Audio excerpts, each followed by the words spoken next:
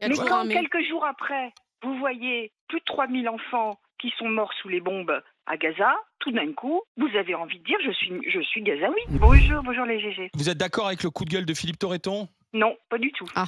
Pourquoi? Non, je dirais pas je suis juif. Je vais vous expliquer pour plusieurs raisons. D'abord parce que j'aime pas trop qu'on m'intime. Je suis pour. Par exemple, moi en ce moment, je suis pour l'Arménie.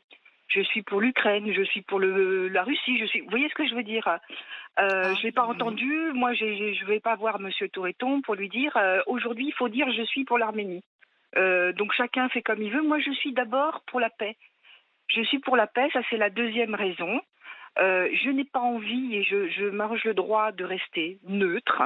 Alors effectivement, quand on voit ce qui est arrivé le 7 octobre, sur le moment, je dis bien sur le moment, on a très envie de dire je suis juif quand on voit ces horreurs. Quand on est humain et pour la paix, ça nous choque. Ben voilà, vous le dites. Mais quand, oui, mais quand quelques jours après, vous voyez plus de 3000 enfants qui sont morts sous les bombes à Gaza, tout d'un coup, vous avez envie de dire je suis gazaoui. Mais madame, est-ce que c'est madame juste une question. Oui. Est-ce que c'est la responsabilité et la faute du boulanger juif mais de je tel regarde quartier pas de Paris? faute. Non mais madame, il faut pas, je veux dire, là vous essentialisez quand vous dites ça. Bah oui. Non, ce que je vais vous dire par là. Si, je suis désolé, mais vous essentialisez. La paix, si vous voulez vraiment la paix, il ne faut pas commencer à aller chercher qui a tort, qui a raison. Vous n'en sortez pas. Mais c'est pas Par question exemple, de dire qui a tort, qui a raison. Je voudrais demander à Madame Sadelman aujourd'hui, Salman. si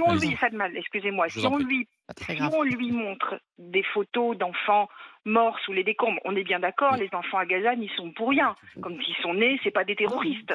Et quand ils sont nés, ils sont pour rien à ce conflit. Est-ce qu'aujourd'hui, quand vous voyez ces enfants elle voulait décédés, qu'elle dise je suis enfant de Gaza, c'est ça? Voilà. Est-ce que vous seriez capable de le dire? Non. Ben voilà.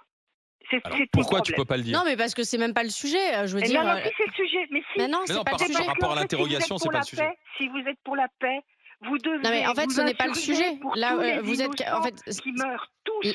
Oui, mais là, on vous parle du 7 octobre quand ça a commencé. Ce sont les Juifs. On n'est plus au 7 octobre. Oui, c'est ce que dit Torreton aussi. Là, moi, je prends le sujet. Le sujet, c'est comme Philippe Torreton. Êtes-vous prêt à dire je suis juif? C'est pas êtes-vous prêt à dire je suis Gaza? Voilà. On n'est plus. On n'est plus. La guerre n'est pas finie, madame. Quand on est pour la paix, parce que je sais très bien qu'on nous intime l'ordre de dire je suis juif, on nous intime l'ordre de prendre position. Quand on est pour la paix, on ne prend pas position. On est pour les innocents en général. Mais il n'a pas dit qu'il était pour la paix. Il veut apporter son soutien aux juifs victimes au même titre que pour les victimes du Bataclan. C'est la même chose. Non, le Bataclan, c'est complètement différent. Ah bon? C'est des personnes qui se sont trouvées là. Il n'y avait pas de conflit. Et d'ailleurs, il n'y a pas eu de vengeance des parents. Des gens du Bataclan. Non, mais il y a la France. Non, mais la France est intervenue derrière contre l'État islamique en Syrie. Et dans les bombardements, il y a eu malheureusement aussi des enfants et des familles syriennes qui sont morts. Mais je suis c'était pas la solution, c'est ce qui a été fait en tout cas. Non, parce qu'en fait, aller taper très loin de notre pays quand il y a des problèmes ici, ça ne résout rien. D'ailleurs, on a eu bien d'autres actes terroristes derrière. On sait très bien, par exemple, quand les États-Unis. Et je vous rappelle qu'au moment des minutes de silence, attendez, je vous rappelle qu'au moment des minutes de silence pour Charlie, certains les contestaient. Ils les faisaient et pas, on se même. partageait des vidéos aussi de l'État islamique. Voilà. Ça, c'est notre problème en France. Oui, mais là, c'est simplement dire.